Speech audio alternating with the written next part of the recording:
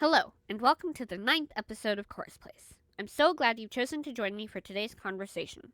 In today's episode, I'll be talking about choosing faith over fear. As always, if you like what you hear, please leave a review and/or comments, follow my podcast, and tell your friends. Also, please follow the podcast page I've made on Facebook.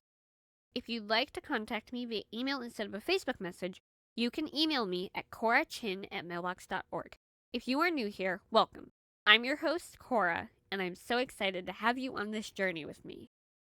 Before I get into today's topic, I want to share today's verse, which is from 2 Timothy 1:7 in the English Standard Version. It says, "For God gave us a spirit, not of fear, but of power and love and self-control."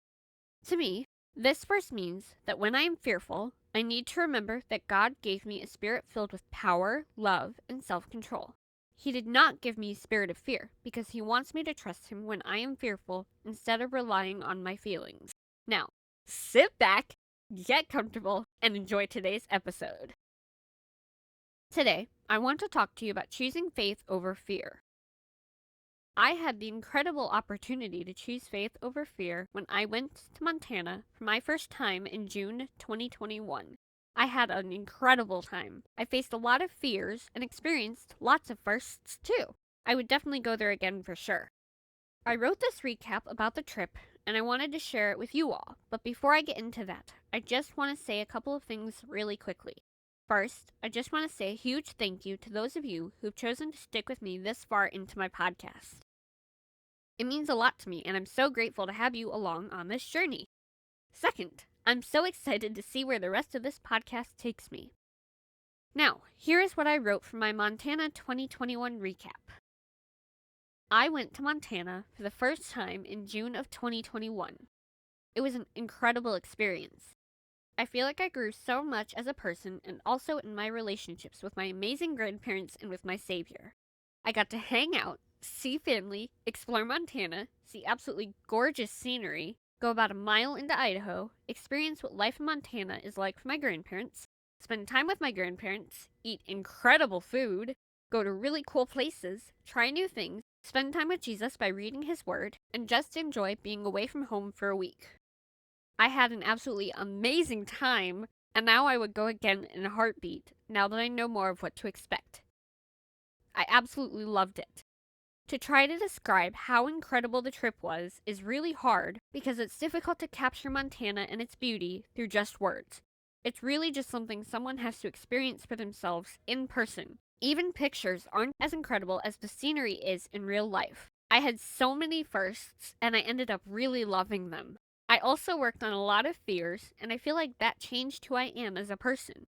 The firsts I had were flying on an airplane, well, the first times I can actually remember, driving a side by side, which is basically like an oversized golf cart, going to Montana, going to huge waterfalls, a swinging bridge, going kayaking, and I also got to see a tiny little bit of Idaho. The fears I had were dogs, just being around them in general, flying, being so far from home, hiking, and the idea of going out to Montana. This trip taught me that instead of being fearful, I need to trust God because He is good and can be trusted. God really blessed me on that trip. I am so thankful that I answered His call and stepped out in faith. I took a lot of huge steps of faith on that trip. I'm so glad God put it on my heart to go instead of giving into fear. Giving into fear is never a wise choice. It is so important to trust God. I made so many amazing memories on that trip that I will cherish for the rest of my life. I unfortunately did get sick with a cold while I was there, but I recovered quickly because of God's grace and my grandparents taking great care of me. It wasn't always easy to follow their instructions, but I am so very glad I did and recovered so fast. That trip was one of the best and most memorable trips I have ever been on. I am so thankful to have had the wonderful opportunity to go.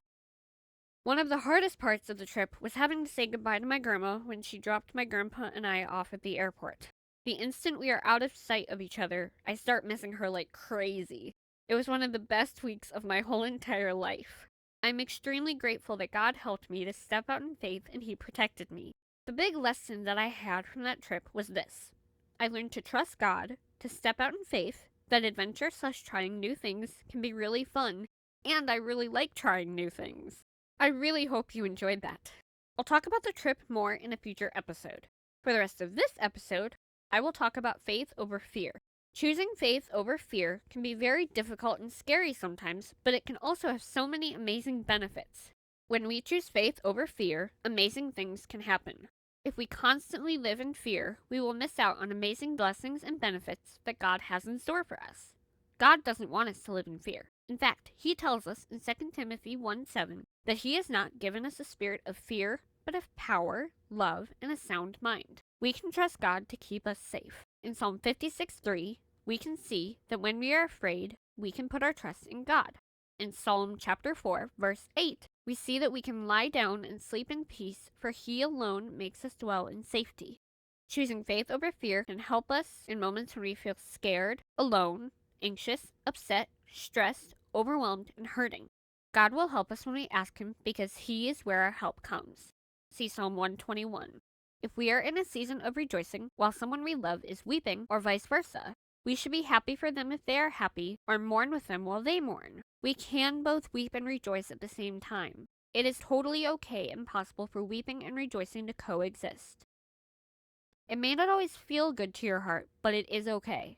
You are not alone in feeling that way. If you find yourself as the one weeping right now, I am so sorry for whatever it is that is causing you to be in this season of weeping. God is right there with you in the midst of your struggles. You are not alone. You can cry out to Him and pour out your burdens on Him. See Psalm 55:22 and 1 Peter 5:7. He sees your pain and He will wipe every tear from your eyes. See Revelation 21 verse 4. Our pain that we are enduring right now is not worth comparing to the glory that will be revealed to us. See Romans 8 verse 18. When we are brokenhearted, God will be near to us. See Psalm 34 verse 18. We are told to count it all as joy when we go through trials. Doing that will produce steadfastness in us. See James 1 verses 2 through 4. I just want to wrap up this episode by mentioning a couple more things. First, happiness and joy are two very different things.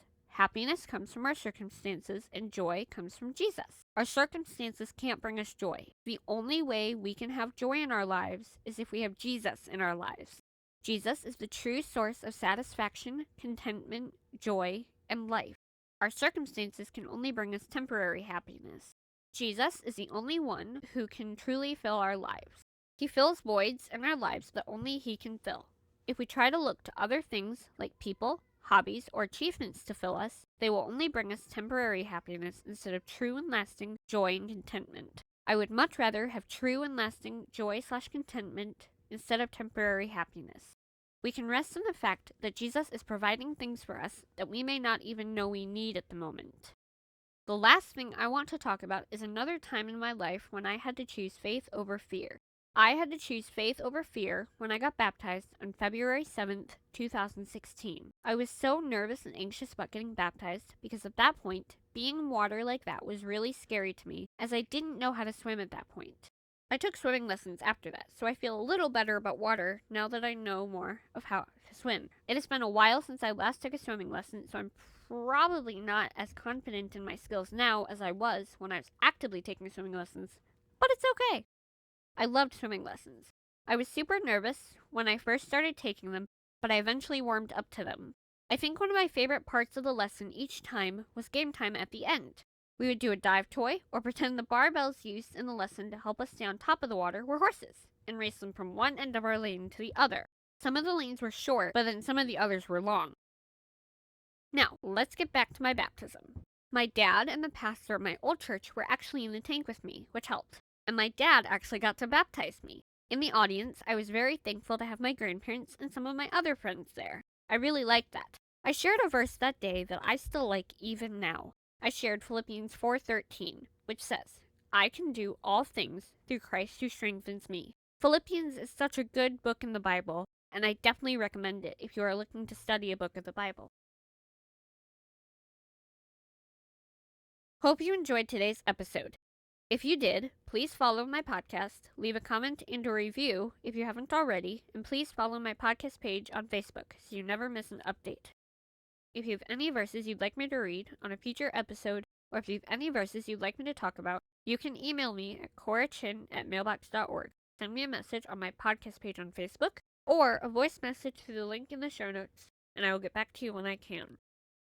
I hope you tune in next week for the 10th episode, as I have a very exciting and special surprise that I'm absolutely thrilled to get to share with all of you.